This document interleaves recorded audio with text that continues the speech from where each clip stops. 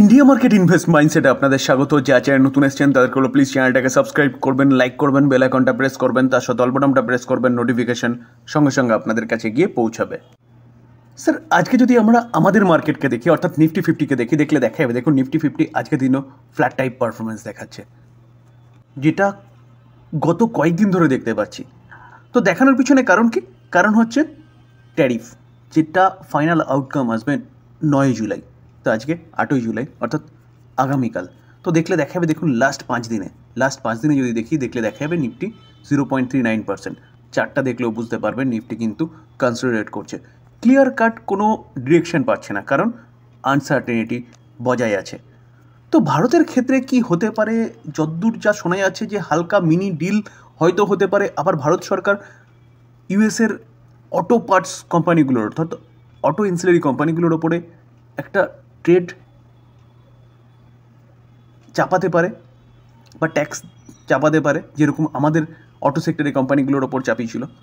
তো সেরকমই কিন্তু সব উড়ো খবর পাওয়া যাচ্ছে। এখনও কোনো ফাইনাল নিউজ পাওয়া যায়নি। ফাইনাল নিউজ আসলে হয়তো এই আনসার্টেনিটি কেটে যাবে এবং ভারতের মার্কেট একটা নির্দিষ্ট ডিরেকশনের দিকে এগোবে। তো যতটুকু যা খবর পাওয়া যাচ্ছে, ইউএস 14টা দেশের লিস্ট বের করেছে, যাদের ওপর কিন্তু ট্যারিফের ডিক্লেয়ার হয়ে গেছে, যেটা 1 আগস্ট থেকে লাগু হবে। তার মধ্যে জাপান এবং সাউথ কোরিয়া দুটো কিন্তু ইউএসের বন্ধু দেশ বলতে পারেন।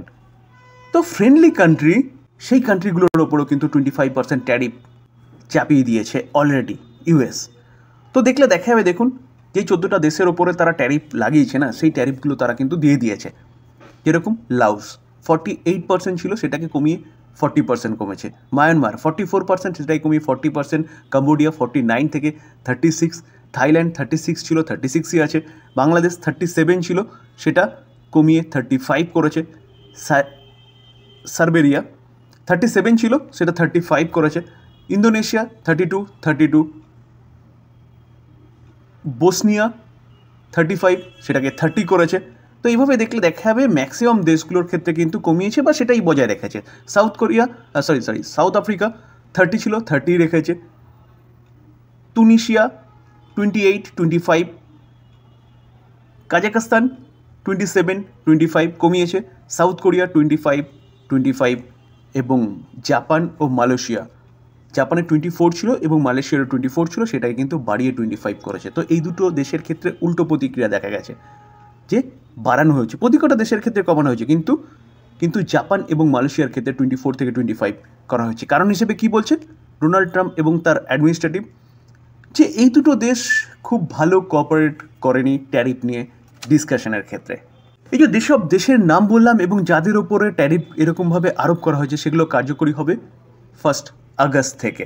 আর আমাদের, অর্থাৎ ভারতের ক্ষেত্রে এখনও পর্যন্ত ক্লিয়ার কোনো রিপোর্ট কিন্তু পাওয়া যাচ্ছে না, বা আপডেট এখনও পর্যন্ত পাওয়া যাচ্ছে না। তো দেখার বিষয় যে কী হয় ভারতের সাথে ট্রেড নিয়ে আলোচনা।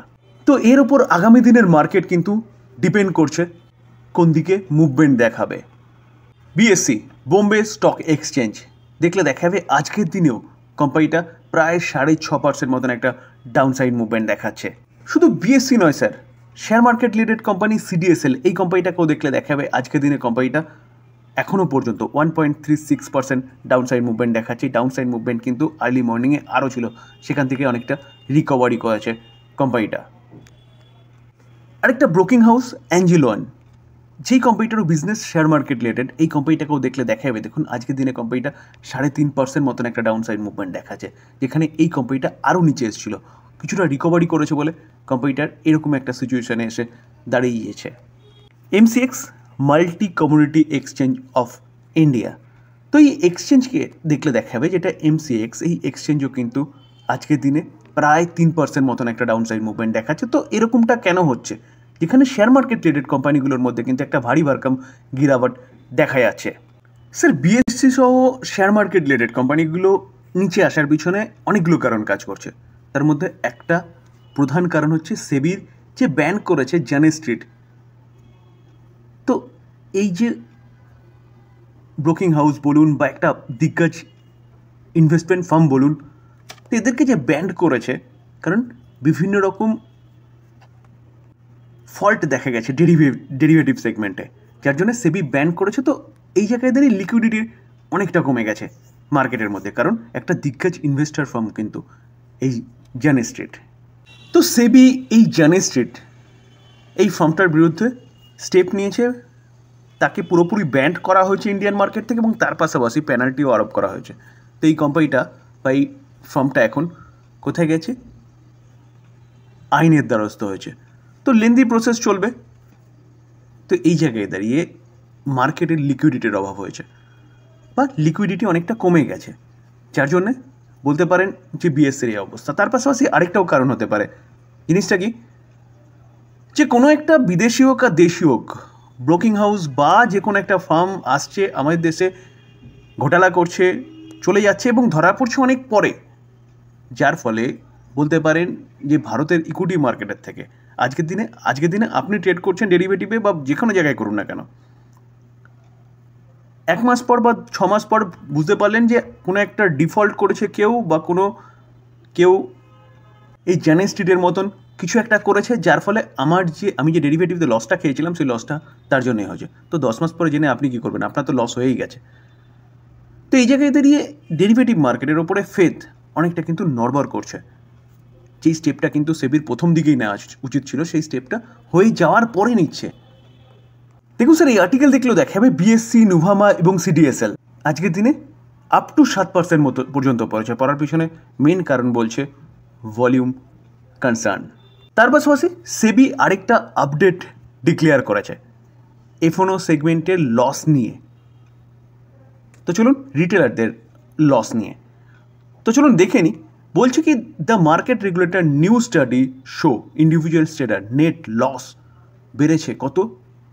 1,05,603 ট্রিলিয়ন FY25, অর্থাৎ এই মার্চে যে অর্থবর্ষ শেষ হয়েছে সেই অর্থবর্ষে বলছে কত? 1,05,603 ট্রিলিয়ন ইন্ডিভিজুয়াল ট্রেডার লস করেছে, যেটা এক বছর আগে অর্থাৎ FY24 কত ছিল? 74,815 কারোর। স্যার লাফিয়ে বাড়ছে লসের পরিমাণ। কাদের? ইন্ডিভিজুয়াল ট্রেডারদের। তো এটা কিন্তু সেবিকে বারবার চিন্তিত করছে, যেখানে আমরা দেখেছিলাম কিন্তু সেবি এই ট্রেডিংটাকে অর্থাৎ F&O থেকে ইন্ডিভিজুয়াল ট্রেডারদের দূরে রাখার জন্য কিন্তু বিভিন্ন কস্ট বাড়িয়েছে, লট সাইজ বাড়িয়েছে, যাতে ছোট ছোট ট্রেডারদের বা ছোট ছোট রিটেলারদের প্রোটেক্ট করা যায়। কিন্তু দেখা যাচ্ছে তাতেও কিন্তু লসের পরিমাণ বেড়ে গেছে। এই লসটা অনলি ফর ইন্ডিভিজুয়াল ট্রেডারদের বলতে পারেন। তো সেবি কি বলছে দেখুন, over 91% of trader made loss in the equity derivative segment. তো 91% ট্রেডার লস করছে, অনলি ফর 9% হচ্ছে গেন করছে। ভাবতে পারছেন, 100 জনের মধ্যে 91 জনই লস করছে, যার জন্যই কিন্তু সেবিকে বারবার চিন্তিত করছে। কারণ সবাই ভাবছে F&Oতে যাব, রাতারাতি বড়লোক হব। কেউ ইনভেস্টমেন্টের কথা ভাবছেই না, যে ইনভেস্টমেন্ট করলেও আস্তে আস্তে হলেও আমার টাকাটা লস হবে না এবং আমি কিন্তু আস্তে আস্তে আমার লক্ষ্যে পৌঁছতে পারবো। আর ডেরিভেটিভ মার্কেট কিসের জন্যে? মেনলি খোলা হয়েছিল কিন্তু হেজিংয়ের জন্যে, যেখানে আমার ধরুন সাপোজ সে বিএসসি বাই করা আছে হেভি কোয়ান্টিটি, তো মার্কেটে এরকম একটা প্রেশার রয়েছে, বিএসসি পড়ছে, তো আমি কি করতে পারি? আমি আমার লসটাকে প্রোটেক্ট করার জন্যে আমি বিএসসির পুট কিনতে পারি বা ফিউচারে বিএসসিকে সেল করতে পারি, যার ফলে সামান্য প্রিমিয়াম দিয়ে কিন্তু আমার লস অনেকটা প্রোটেক্ট হবে। তো এর জন্যই কিন্তু এই ডেরিভেটিভ সেগমেন্টকে তৈরি করা হয়েছিল, কিন্তু মানুষ ডিরেক্টলি সেখানে গিয়ে গ্যাম্বলিং করছে। তো এই ডেটাটাও কোথাও যেন মার্কেটকে ভীত করছে, কারণ হয়তো সেবি আবারও কোনো স্টেপ নিতে পারে এই রিটেলারদের লসকে প্রোটেক্ট করার জন্য, যেটা আগের বার নিয়েছিল। তো এটাও কিন্তু একটা কারণ আজকের দিনে মার্কেট রিলেটেড যেসব কোম্পানিগুলো আছে সেসব কোম্পানিগুলো পড়ার পিছনে, সেটা বিএসসি বলুন, সেটা সিডিএসএল বলুন, বা এমসিএক্স বলুন, বা ব্রোকিং হাউস কোম্পানিগুলো বলুন। তো সেই জায়গায় দাঁড়িয়ে কী করা উচিত হবে? দেখুন স্যার, যেই কোম্পানিগুলোর কথা বললাম সেই কোম্পানিগুলো কিন্তু মার্কেট রিলেটেড কোম্পানি, এবং যদি আপনার মনে হয় যে মার্কেট আরও ভালো করবে তাহলে কোম্পানিগুলোকে কিন্তু ভালো করতেই হবে। তো এই যে প্রবলেম না, এটা টেম্পোরারি, তার জন্যে কারেকশান হচ্ছে। তো কারেকশান এই সময়টাকে কাজে লাগাতে হবে। তো কোম্পানিগুলো আপনি আপনার স্টাডি লিস্টে রাখতে পারেন, এবং কোম্পানিগুলো যদি এখান থেকে আরও কারেকশান দেখে তাহলে কিন্তু বাই করার অপরচুনিটি খুঁজতে হবে, কারণ ইনভেস্টমেন্টের জন্য বেস্ট। আর আমাদের মার্কেট কিন্তু এই জায়গায় থাকবে না। মার্কেট যদি মুভমেন্ট করে তাহলে এই কোম্পানিগুলোর মধ্যে অ্যাক্টিভিটি বাড়বে এবং কোম্পানিগুলোর বিজনেস বাড়বে, তো কোম্পানিগুলো ভালো করবে।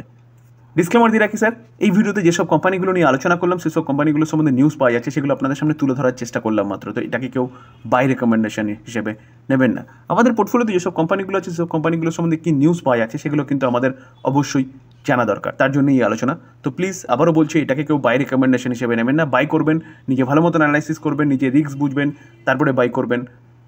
তা না হলে আপনার কষ্টের টাকা আপনার হাত দিয়েই চলে যাবে।